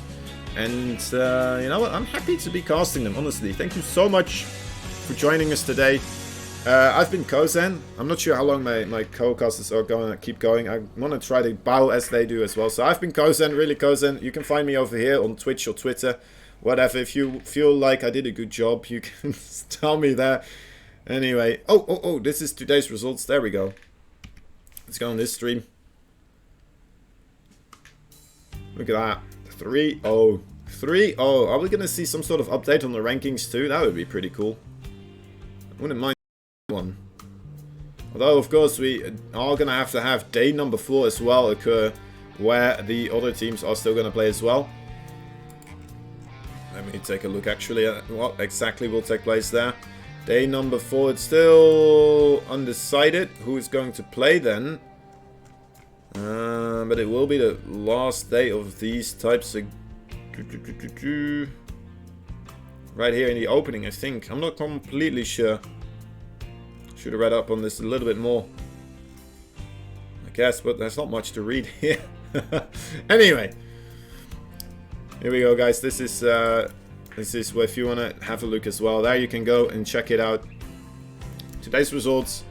I think the other casters already went away. Anyway, guys, thank you so much for watching, and thank you for enjoying your time. Thank you for joining me here, and thank you to Alpha X as well for allowing me to cast this, and I guess the Korean side as well. I'm not completely sure which industry it was, but. I had a grandiose time, honestly. Unfortunately, it was a 3-0. I also, as a Terran player, I would have loved to see Fantasy play. I would have loved to see DRG play too, honestly. But yeah, not allowing that to happen. It's very cool to see this kind of setup as well, actually. Just thinking about it, right? If you send out your first player, you have the best player first, you're more likely to get the all kill and then get more points. So... it's very interesting for that, how that occurs. Of course, a lot of teams actually trying this today. It seemed because they sent out Rogue first, they sent out Su first, and they sent out Patience first. Just the GNR team didn't go for Meru first, I suppose, but... yeah, Creator, Cure also still very good players. Are we still going to do something here, guys? I'm not sure if they're going to still show some... I'm just waiting. Maybe they're just talking about still the matchup, next match. What's this still saying next match? Oh, this is day 4. Oh, I see. I got confused because I saw Fantasy. Alright, yeah, no, I'm just confused. This is going to be day number 4, guys. This will be on Monday, I believe. Let me grab my cheat sheet here. That's still kind of good. Yeah, it will be on Monday. It's going to be at the same time. Going to be at the same time as this one was. Wow, I'm just out of it today, am I? No. Well, anyway. Good stuff, good stuff. Dark Impact Armani, Su, Fantasy, DRG. That's going to be a lot of ZVZ, it looks like. Right. I still want to do the bow with my Korean colleagues at the same time. Synchronized bowing. I'm still going to wait for that one, guys. I'm not sure if I still have a lot to say, but I guess I could talk about the rest of the schedule. So Monday, Tuesday and Wednesday are going to be 3 more days of Team League shenanigans. Good stuff that will occur. And then afterwards, of course, we will continue onwards in November. I'll be here for Monday as well, actually. I got free from work to cast that one. Tuesday, unfortunately, I didn't get free from work, so I still have to do that one. I'm not going to be able to do that one. Wednesday, though, I will be back as well. And, yeah. Actually, I could talk about tomorrow as well. Saturday, we have Alpha X on this channel. A couple of good games as well. Zest versus Innovation is going to take place. It will be at 1 p.m. Central Europe summertime. And then at 4 p.m. Zest, it will be... I think it was Rodzin versus Soler. Let me double check that one, guys. Actually, pretty sure it will be. Rodzin versus Soler. Yeah, it's going to be Rodzin versus Soler. So yeah, I will be there for those as well. Hope you had a good time. Hope these Korean casters are gonna bow soon, because this is getting kind of awkward. They're just waiting for me to get, yeah, to get a little bit flustered here, I suppose. Anyway, yeah, Afanson, apparently you just only joined, buddy. I thought we were friends. I got the button-up shirt to kind of match up with my my colleagues over there a little bit more. I don't have a tie, because I don't own a tie. Never have, really. Maybe once. But then I think it was when I was a kid, and I used it as a lasso instead. So then they decided, let's never give this guy a tie again. Because, what's the point? Oh, there we go. I missed it. Alright, never mind. Thanks for watching, guys. See you later. Bye-bye.